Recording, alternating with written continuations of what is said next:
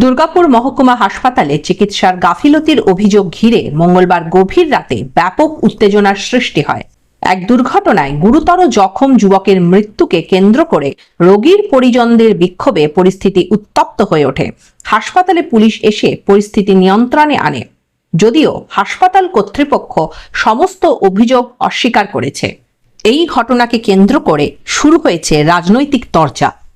First aid treatment তো দরকার, তুলো দিয়ে রক্ত মোছা, ব্যান্ডেজ করা, এইসব তো দরকার।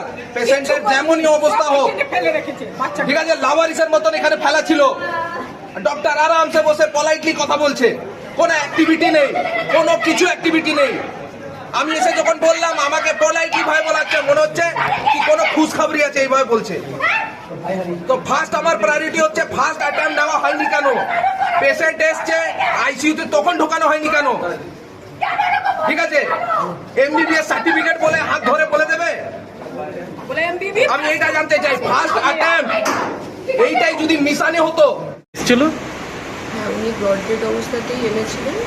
ব্রডডেড অবস্থাতে আমি সব চেক করে, সব SpO2 লাইন, পালস রেট সব চেক করা, তারপরে চেস্ট ব্রেথ সাউন্ড চেক করে, পালস চেক করে, বুকের সব চেক করে, ওটা পুরো ব্রডডেডই ছিল।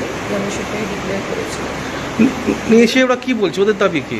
দিয়ে ওনারা ওটা মানতে চাননি।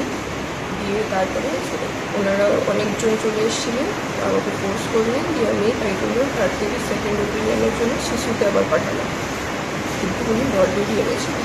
আচ্ছা, হাসপাতালে এসে কি ঘটনাটা আপনারা সবাই দেখতে পাচ্ছেন। হসপিটালে পেশেন্ট নিয়ে এসছে, যেটা সব জায়গায় একই হাল। পশ্চিমবঙ্গে সেরকম দুর্গাপুরেরও একই হাল। পেশেন্ট নিয়ে আসার পরও ট্রিটমেন্টের কোনো বালাই নাই। তারা শুধু পেশেন্টকে নিয়ে এসে ফেলে রেখে দিয়েছে। যখন সবাই বলে দিচ্ছে, দেখেই হাত দেখেই বলে দিচ্ছে পেশেন্টটা ডেড, পুলিশ বলে দিচ্ছে পেশেন্টটা ডেড। তাহলে মানে আমি এটা বলতে চাইছি যে কোনো ইকুইপমেন্টস নাই কি? আমরা যে বারবার সরকারি দপ্তরে এত এত কোটি কোটি টাকা যে স্যাংশন হয় সারা বছরে, তাহলে বিনা ইকুইপমেন্টস দিয়ে, বিনা কিছুতে পেশেন্টকে দেখিয়ে কি ডেট বলে দেবে? আজকের দিনে যখন সবাই মিলে ধরে রাখে, তখন সিসিইউতে ভয় নিয়ে যায় ডাক্তার বলছে আমি ভয় পেয়ে গেছিলাম। আরে আগার ডাক্তার যদি ভয় পেয়ে থাকে, তো বাইরে যে সিকিউরিটি গার্ডগুলো আপনারা পয়সা দিয়ে রেখেছেন, কিসের জন্য রেখেছেন? ওই দুটো বাউন্সার যে রেখেছে, সব জায়গায় বাউন্সার কত সুব্যবস্থা করেছে সেটা দুর্গাপুরের মানুষ জানে, এবং দুর্গাপুরের মানুষ আগামী 23 তারিখের উপযুক্ত জবাব দেওয়ার জন্য তৈরি আছে। এই নোংরামি খেলাগুলো খেললে মানুষ কোনোভাবেই নেবে না। মানুষ জানে যে স্বাস্থ্য ব্যবস্থা পশ্চিমবঙ্গে কতটা ভালো, কতটা উন্নয়ন, সেটা অন্যান্য রাজ্যগুলো থেকে দেখা যায়।